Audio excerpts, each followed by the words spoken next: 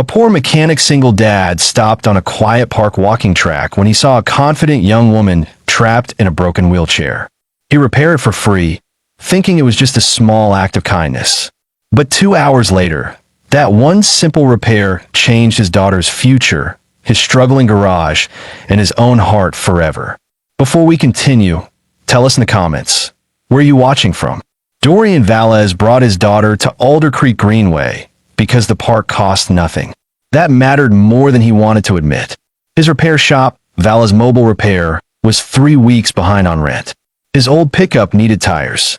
His 6-year-old daughter, Maris, needed new school shoes before Monday. And Dorian had learned to stretch every dollar until it felt almost cruel.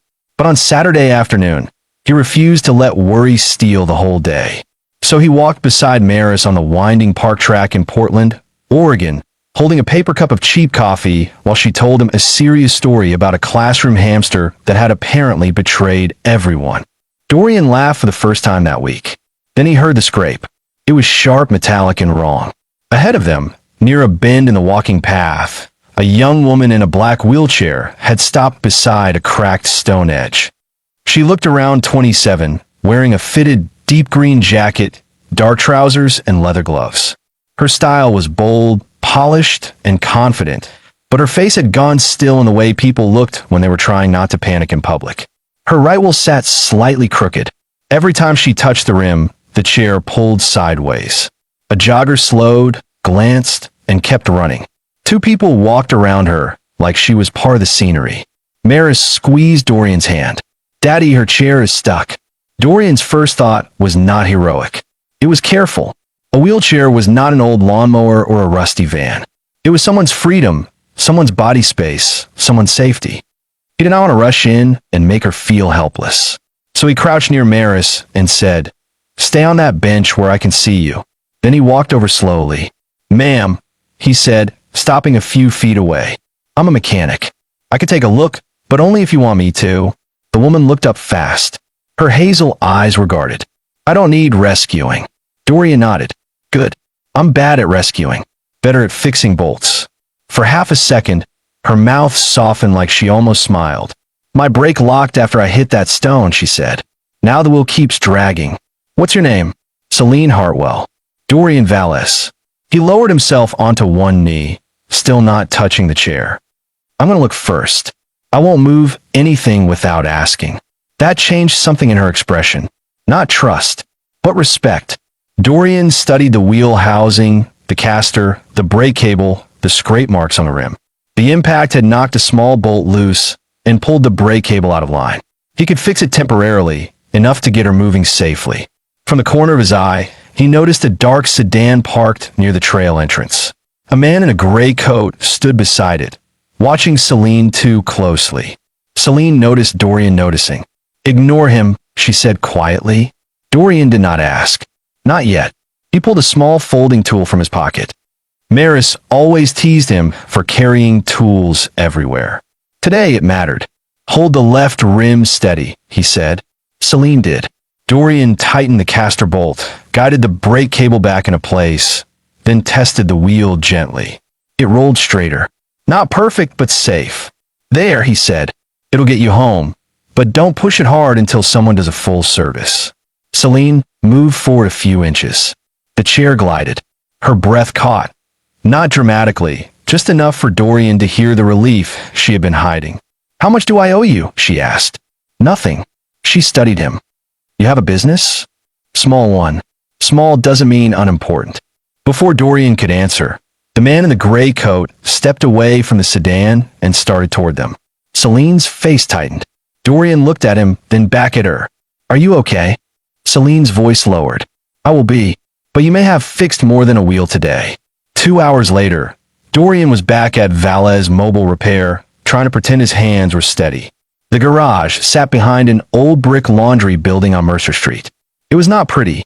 One rolling door stuck in cold weather. The office smelled like motor oil and burnt coffee, and the sign above the entrance had faded from blue to pale gray. But it was his, or at least it had been trying to become his. Maris sat at the small desk inside the office, coloring a picture of a purple truck while Dorian worked under the hood of a delivery van. He was tightening a belt when his landlord, Graham Tully, walked in without knocking. Graham wore pressed khakis and the expression of a man who enjoyed bad news when it belonged to someone else. "Dorian," he said, "we need to talk about the rent." Dorian slid out from under the hood. "I'll have something by Tuesday. You said that last week. I had 2 customers cancel. That's not my problem." Dorian wiped his hands on a rag and glanced toward Maris. She had stopped coloring. He hated that she knew the tone of these conversations. "I'm not running," Dorian said. "I just need a little time." Graham sighed like patience was expensive. "You have 48 hours. After that, I start showing the space." The words landed hard, but Dorian kept his face calm. Maris was watching. Before Graham could leave, headlights swept across the garage door. A black electric SUV pulled into the lot. Dorian froze. Not because the vehicle looked expensive, but because Celine Hartwell was in the passenger seat. The man from the park stepped out first. Gray coat, serious posture. Then a woman in a navy suit got out, carrying a hard equipment case. Celine rolled down a side ramp from the SUV, her chair now moving smoothly but carefully. Graham suddenly fixed his shirt collar. Dorian stepped outside. Celine. She looked different in the garage light.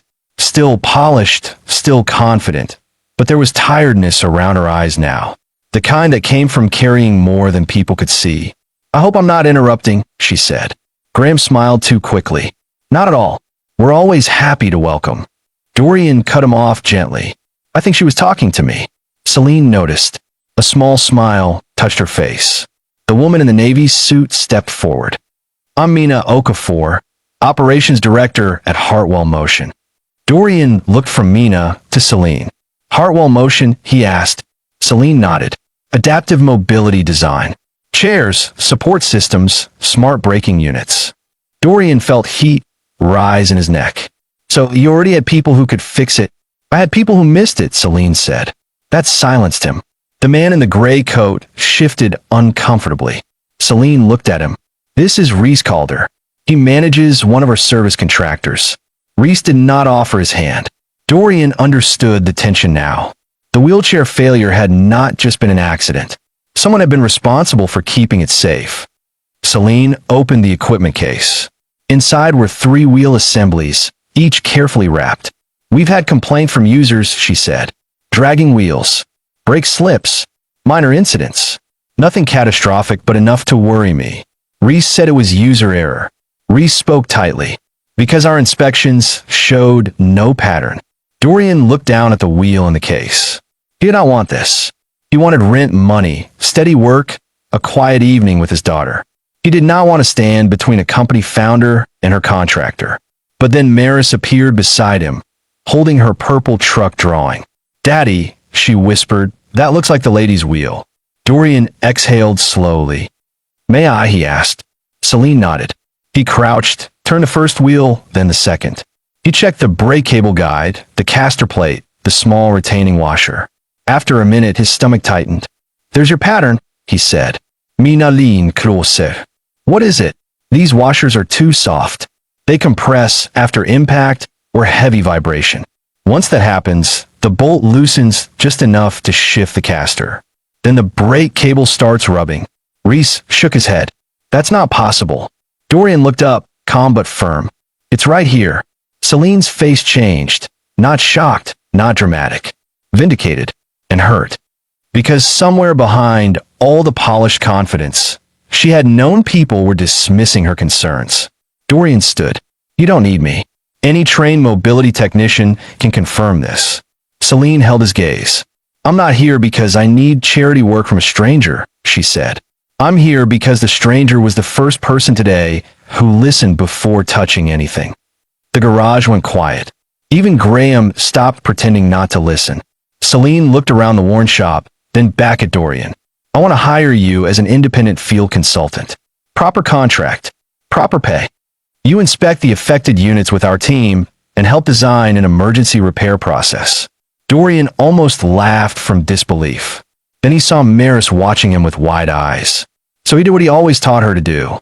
He asked the honest question, "Is this because I fixed your chair for free?"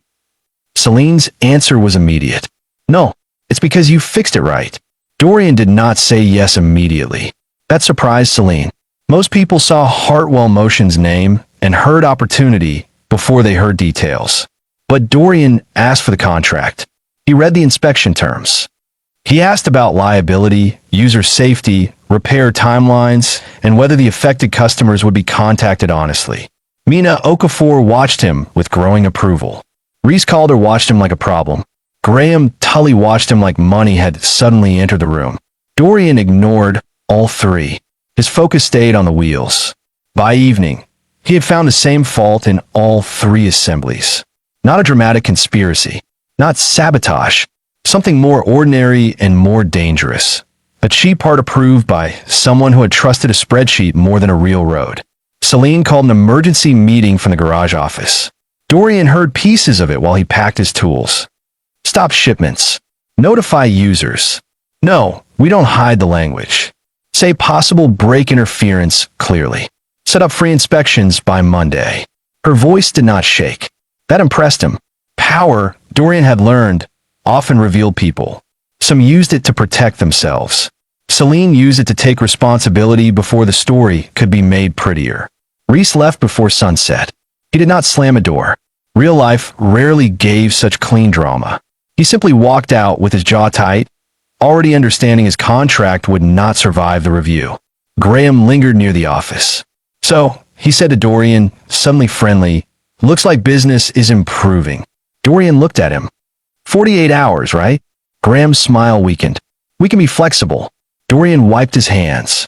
You weren't flexible when my daughter was listening. The words were quiet. That made them heavier. Graham left without another word.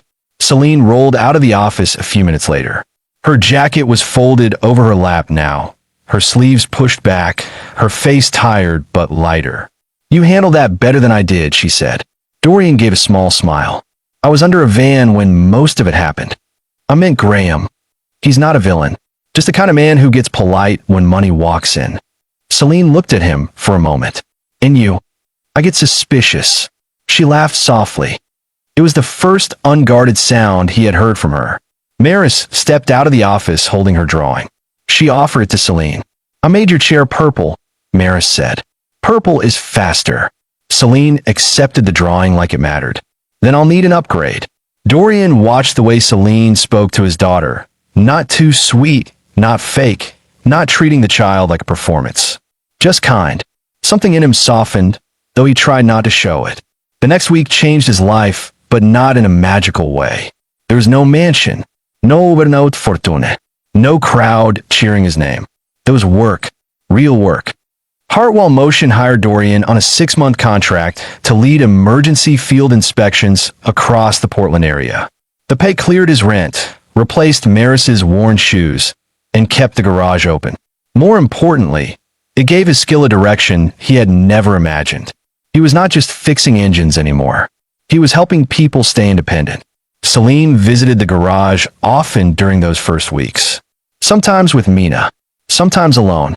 She and Dorian argued over repair systems, laughed over bad coffee, and slowly learned the quiet shape of each other's lives.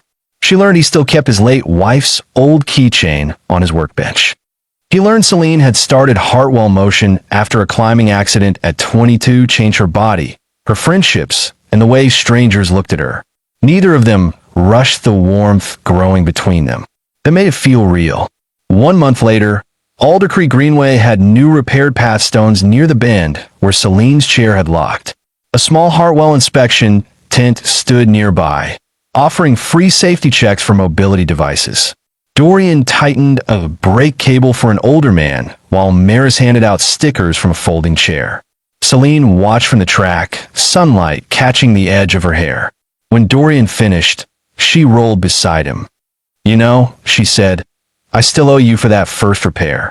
Dorian closed his toolbox. I told you. It was free.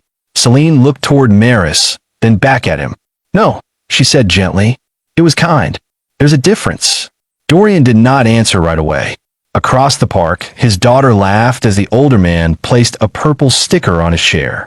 For the first time in a long while, Dorian felt the future loosen its grip around his chest. Celine held out a coffee cup. "Walk the track with me?" she asked. Dorian smiled, took the cup, and fell in a step beside her. Not ahead, not behind, beside her. And this time nothing dragged.